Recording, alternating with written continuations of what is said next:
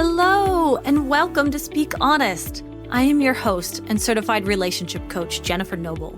It has been my passion for over a decade to help women like you heal what's been holding you back from having the relationships you deserve. Are you struggling with a relationship where you can't seem to voice your emotions, needs, and boundaries without having it blow up in your face? Then you have found the right podcast, my friend. Get ready for practical tips, empowering truths, and honest conversations. Now, let's dive in. Hello, everyone, and welcome back to another episode of Speak Honest. I am Jen Noble, your go-to relationship coach, and on today's episode, we are diving into one of the most misunderstood parts of boundary setting, the difference between reactive boundaries and proactive boundaries. Now, before we get started, I just want to remind you, if you are someone that has been struggling with boundaries, then I highly invite you to come and join our free Facebook community. This is a great place to get started. Honestly, it's a great place to practice boundaries, to figure out what it is that you need, what you want, how to communicate that. But the best part is we are just a community of like-minded women, all of us trying to heal our attachment styles, trying to have the relationships that we deserve. And I would love to see you there. I am the facilitator of the group. I am the relationship coach that is there, but the group is all yours. It is for the women who are looking for the support. So I want you to scroll on down to the show notes and click on the link to join the free Facebook community. Or if you are on Facebook, you can just go to the search engine right there, type in Speak Honest. It'll pop up. It'll say Secure Communication for Women. It'll have two little orange hearts, and we would love to see you there. But now as you are listening to this episode, I just want you to think about, do you think that you are good at boundaries, but maybe you might actually be schooled as to why you are not actually good at boundaries during this episode? I want you to keep an open mind as you are listening to today's episode. Okay, so what is the difference between a reactive and a proactive boundary? What does that even mean?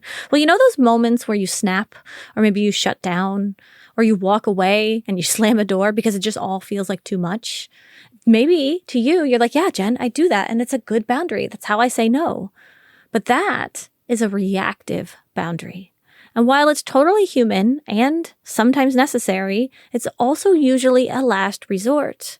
So what if we could set boundaries before we reach that boiling point? What if we communicate what we need up front without the guilt or the shame and without all of the second guessing? Doesn't that sound nice? Well, that's what I want to explore in today's episode. What reactive boundaries sound like and why they show up. How proactive boundaries help us feel more empowered and less exhaustive. And how to actually shift from one to the other. So whether you tend to avoid conflict until you blow up or you're constantly over-explaining to keep the peace, this episode is going to help you find a more secure and sustainable way to protect your energy without losing your empathy. All right, so let's start with reactive boundaries. These are the boundaries we set when we've already had enough. They show up when we feel overwhelmed, shut down, or pushed past our limits. And instead of calmly communicating a need, we snap. We cancel plans last minute with no explanation. We blow up during a fight. We storm out of the room or go quiet for 3 days straight. It's like our nervous system is screaming, no more. But the words we actually needed to say never got spoken. And here's the thing. Reactive boundaries, they aren't bad. Sometimes they're the only boundaries we feel safe enough to set, especially if you grew up walking on eggshells or believing that asking for what you needed was selfish or dramatic. But when reactive boundaries are your only boundaries, you end up living in a cycle of resentment, rupture, and repair on repeat. So now let's talk about what the opposite is, a proactive boundary. These are the boundaries we set before things hit the fan. They're not based on panic, they're based on clarity. They sound like, hey, I'm not available for phone calls after 8. Or, I want to support you, but I need 10 minutes to regulate first. Or maybe something like, I love spending time together, but I also need some solo time to recharge. They're calm, they're kind, and they actually prevent drama from escalating. And the biggest shift is that proactive boundaries come from knowing your worth, grounded in yourself, from trusting that your needs are valid, even when no one's mad at you. even when things have gone wrong. It's choosing to speak up early, not because you're trying to control anyone, but because you're committed to staying connected to yourself. So I want to tell you a story about my life lately, and I have been finding having to kind of level up in my boundaries, so to speak, and learning how to set those proactive boundaries before I even realized they needed to be set. So I have started some new adventure in my life, and I realized they ask a lot of me. And at first I thought, well, this is a lot. I can't be a part of this. I need to just quit. And to me, that quitting would have been the big reactive boundary. But I stopped and I thought to myself, do I want to quit what I'm doing? Do I want to quit this adventure? There's actually so much to it that I love. But what can I actually be doing in order to stay? And I started looking, I realized, I need to just say no more often. That's the hard part. Every time they ask me, hey, can you make this for us? Can you do this? Yeah. It's like being a part of the PTO, at your kid's school. They will ask you until you are dry. Like, I want to be a part of the PTO. But at the same time, it's actually really daunting to say no every other second. Hey, can you make us some shirts? Hey, can you donate some money? Hey, can you come and be a part of this event? And it's just no, no, no, no. And that drains on me. So I started asking myself, why? Why is that draining me? Is it that I'm still struggling to set boundaries? And that's why I wanted to bring up this conversation, because both in my life and in chatting with a client recently, we both were kind of realizing like, okay, this need to set boundaries comes from a big reactive place. So I have to wait until I feel like it's valid or deserved to set this big blow up boundary. And then I'm good at setting boundaries. But instead, I'm going to start setting small, intentional boundaries in order to actually be able to stay and not leave, not quit, not set that big, big boundary. Instead, stay and be a part of it. I like to think of boundaries as bridges, not walls. They are the ability for us to control who's coming in and out of our lives, but not actually keep them out forever. And that's why I want us to start learning this. So how do you actually start setting boundaries before you blow up? How do you set those proactive boundaries? And this is what I teach my clients, but it starts with getting honest with yourself. You got to be honest about what's really happening underneath the overwhelm. So like for myself, what was going on? Well, I was afraid if I kept saying no, they were going to think I'm difficult. And anyone that knows my story knows that two of my biggest wounds are that I'm annoying and difficult. So here I am so afraid that every time I say no, no, no, no, no, they're going to hate me, think I'm difficult, think I'm annoying. And I thought to myself, wait, what does it matter? This is what it's about, right? This is where the work is where I have to work on those deep attachment wounds underneath this. Because most of the time, a reactive boundary isn't just about the moment. It's about the build up to that moment. The exhaustion, the tiny resentments, the 100 little things that you let slide because you didn't want to seem like a burden, or you were annoying, or you were too needy, or you were high maintenance. That's the important part. So let's go with step 1 here. Notice the moment your body says no.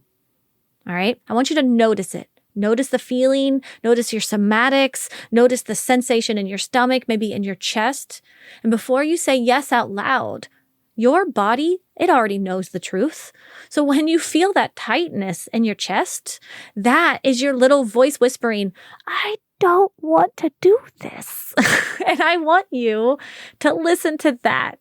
That's your first opportunity to set a boundary proactively.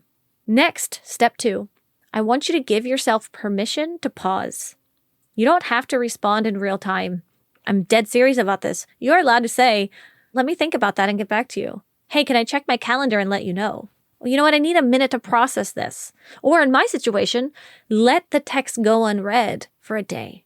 If they text you at 8 p.m., setting a boundary is not responding until the next morning. That's a beautiful, proactive boundary. But if you give your time and your energy and all of your bandwidth to people, you're going to build that resentment. This is how you stop yourself from spiraling into a reactive boundary later. You create that space now. And then step 3, I want you to say what you need without like a 3-page essay or over-explaining or justifying any of that. So many of us over-explain our boundaries because we're secretly, covertly trying to convince people that we're still good and kind and worthy. Please don't think bad about me. I am not difficult and annoying, I swear. But that is actually going to blow up in our face eventually. So we don't need to prove our worth through an entire PowerPoint presentation. A clear, direct boundary is what we need. And it could just sound something like this. Hey, I care about you, but I'm not available for that right now. Or maybe it's, hey, I really want to be a part of this, but I just can't say yes to that request. Maybe with your partner, it's, I love you and I need the night to myself. Short, kind, clear, and done. In my situation, when they were reaching out and asking for something, I set a boundary and I said, no, I'm sorry, I can't do that. And then they came back with kind of a caveat to the boundary, so to speak, like, oh yeah, no problem, but we still need you to do this. And when I saw that, I was like, oh, there goes my body again. It's building up the resentment. I just want to quit. I don't want to be a part of this. And I realized, oh, I just need to set another boundary. And I said, oh, I'm actually unavailable for that, but I trust that you guys will take care of it.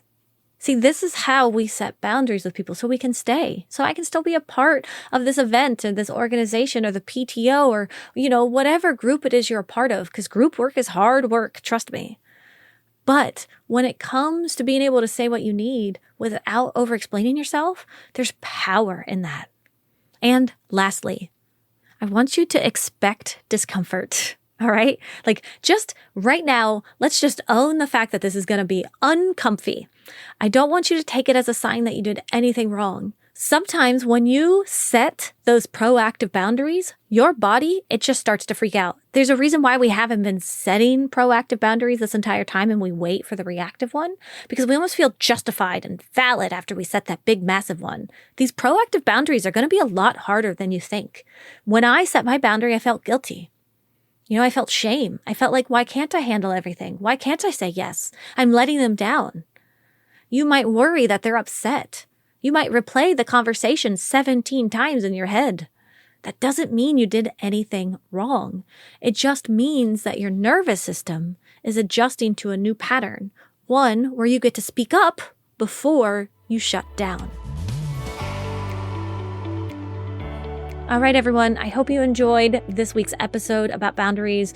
Let me know in the comment section on the Facebook post about this episode what you think about reactive versus proactive boundaries. Do you struggle to set proactive boundaries? Is this episode making you see, oh, wow, here it was. I thought I was doing so great at boundaries, but actually, here's where I could be working on that. If that sounds like you, then come jump into the Facebook group and come keep the conversation going in there. Again, you can scroll on down to the show notes, join us there, or go into Facebook and type in Speak Honest. We are a free Facebook community, great little group of women. Gosh, I love all of you guys so much. Honestly, I love that group. We're in there. We're cracking jokes. We're healing. We're having a good time. You guys are asking me questions. Your questions are amazing. Honestly, your questions just give me life. And I just see the support all of you have in there. So come and join us over there. Keep the conversation going and let me know, what is it that you think is holding you back from being able to set those proactive boundaries? I want you to think about that this week. All right, everyone, I will speak with you next week. Take care. As we wrap up today's conversation, always remember that healing is a journey, not a destination. And it is an honor to be a part of your healing journey. If you want to dig deeper into the topics we covered today, be sure to head over to our show notes where you can find all of the valuable information mentioned in today's episode right there. And please remember to rate, review, and subscribe if you enjoyed today's podcast. Your feedback means the world to us and helps others discover our podcast. Until next time, remember to speak up and speak honest.